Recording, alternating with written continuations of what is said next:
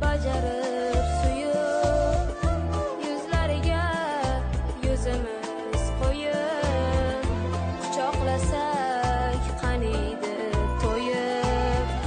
Rasululloh bo'lsalar edi sunnatlarin bajarib suyub yuzlariga yuzimiz qo'yib quchoqlasak